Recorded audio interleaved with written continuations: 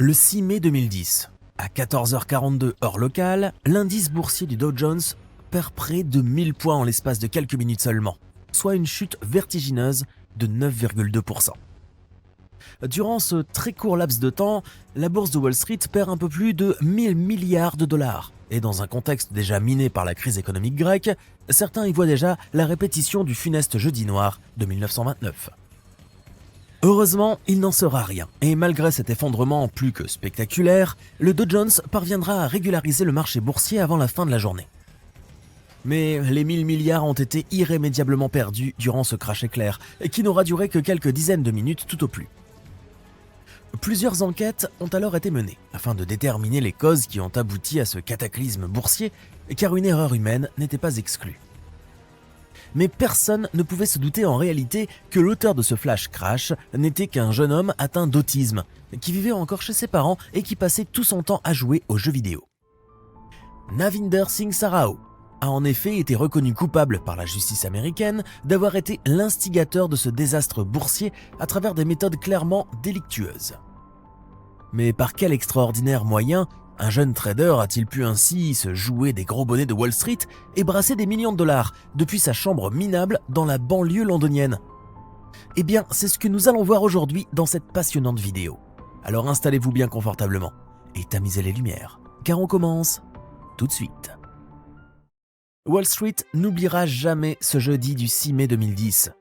Un jour qui avait pourtant commencé très normalement à New York, avec son lot de bouchons, de klaxons et de tohu-bohu incessants des traders. À l'heure où la ville était encore en train de se réveiller, c'était déjà la pleine effervescence dans la bourse de New York, la plus importante bourse de valeur du monde. Les achats et les ventes battaient leur plein et des millions d'actions s'échangeaient ainsi chaque instant, générant au passage d'énormes transactions financières. Tout allait donc pour le mieux et nul n'aurait pu prédire la suite catastrophique des événements, même avec la meilleure des boules de cristal. À 14h42 très exactement, les écrans s'affolent et les traders interloqués se regardent entre eux, le regard complètement hagard. Devant leurs yeux exorbités par la stupeur, l'indice Dow Jones Industrial Average entamait littéralement une chute libre. En moins de 10 minutes, le Dow Jones enregistre une baisse de 9,2%, un précédent historique qui n'avait jamais été vu auparavant et qui ne présageait rien de moins qu'une catastrophe économique mondiale. Le contexte était d'ailleurs bien propice au désastre, puisque la grave crise économique qui minait la Grèce depuis 2008 menaçait de se propager à toute l'Union européenne. Dans l'effervescence du moment, on imputa donc à tort cette chute spectaculaire et terrifiante du Dow Jones à une réaction à la dette souveraine de la Grèce. L'essentiel était de pouvoir sauver les meubles, comme on dit. Et il fallait donc surtout stopper cet effondrement de l'indice au plus tôt, car les conséquences allaient être extrêmement graves. Des dizaines de milliers d'échanges avaient été opérés, et un nombre incalculable d'actions avaient été vendues ou achetées à des tarifs supérieurs ou inférieurs à 60% de leur valeur quelques instants auparavant.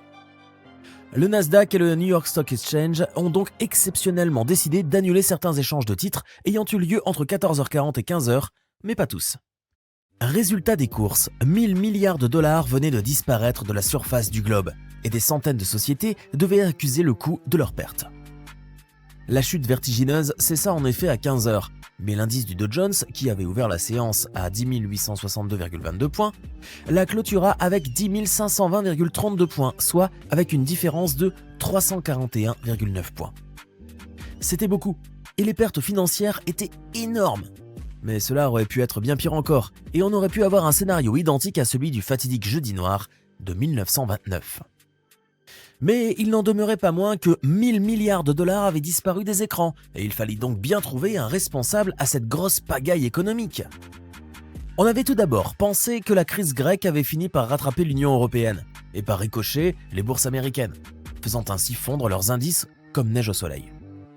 Mais l'hypothèse d'une erreur humaine était la plus envisageable sur le moment, car tout le monde à Wall Street connaissait le fat finger et ce que ça pouvait occasionner comme dégâts. Ce terme, qui se traduit littéralement par gros doigt, signifie une erreur de saisie de la part d'un opérateur humain qui aurait tapé une quantité largement supérieure au montant voulu. On soupçonna alors qu'un trader de Procter & Gamble avait saisi un ordre de vente de titres en valeur de milliards alors qu'il aurait dû être saisi en valeur de millions. Une différence énormissime qui aurait d'ailleurs fait chuter le cours de Procter & Gamble de plus de 37%. On conclut donc que c'était la banque américaine Citigroup qui était responsable de cette erreur de saisie, à travers l'un de ces jeunes traders inexpérimentés ou déconcentrés.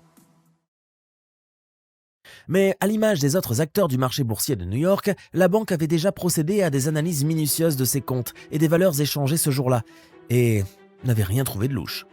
Apparemment, il n'y avait eu aucune erreur de la part de ces traders, et il fallait donc chercher ailleurs, car la banque ne saurait et ne pouvait être incriminée.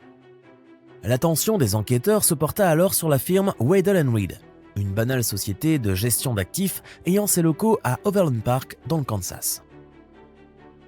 On découvrit alors que la firme avait émis ce jour-là un ordre de vente de 75 000 contrats futurs E-mini S&P 500 en utilisant un système de trading haute fréquence.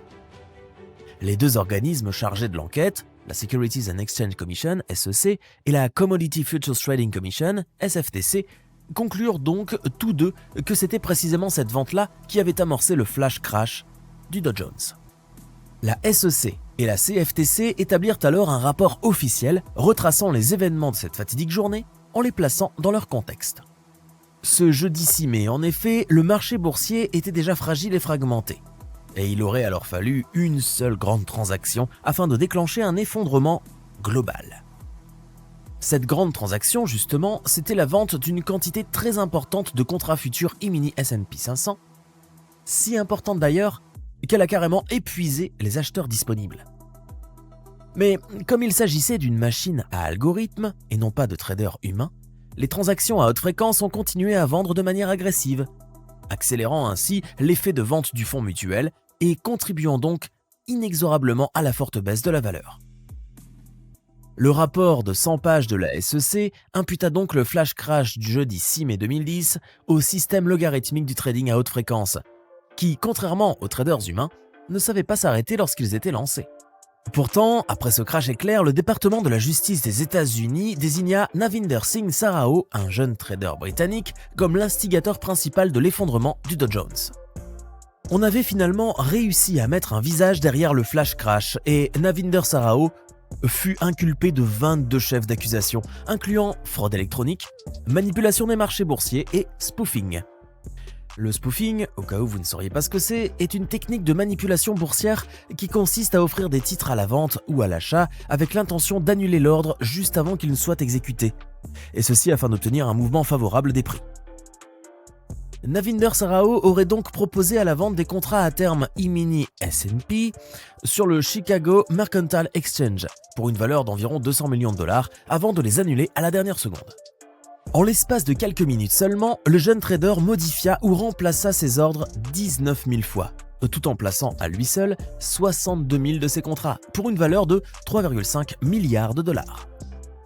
C'est ce qui provoqua la chute vertigineuse des actions et de l'indice boursier. Et Navinder devait donc en répondre devant les magistrats. La justice américaine ordonna donc l'arrestation et l'extradition de ce jeune homme, que tout le monde assimilait déjà au nouveau loup de Wall Street. Navinder Sarao était pourtant aux antipodes de l'archétype du jeune Golden Boy aux dents longues, car même s'il avait gagné plusieurs millions de dollars grâce à ses manigances boursières, il menait un train de vie plutôt très effacé. Le jeune homme, âgé de 32 ans, était atteint du syndrome d'Asperger, mais malgré son statut de millionnaire, il vivait encore dans la maison de ses parents, dans la banlieue londonienne. Le seul achat notable qu'il s'accorda fut une vieille Volkswagen d'occasion qui ne coûtait pas plus de 5 000 dollars. C'était un jeune homme effacé, qui préférait le lait à la bière, et qui ne sortait jamais en boîte ou pour faire la tournée des bars. Ses anciens collègues se souviennent d'un jeune trader solitaire et assez renfermé sur lui-même, mais qui possédait une mémoire exceptionnelle et un talent tout particulier à prendre des risques en matière de trading.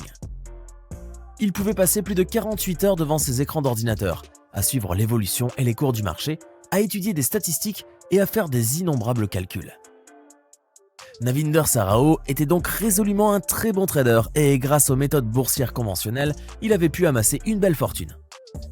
De l'argent qu'il réinvestira plus tard dans sa propre société de trading, avec laquelle il s'adonnera dès lors au trading automatique via un logiciel algorithmique ultra performant. Sa stratégie principale était d'inonder le marché d'ordres d'achat ou de vente avant de les annuler très rapidement, autrement dit, le spoofing.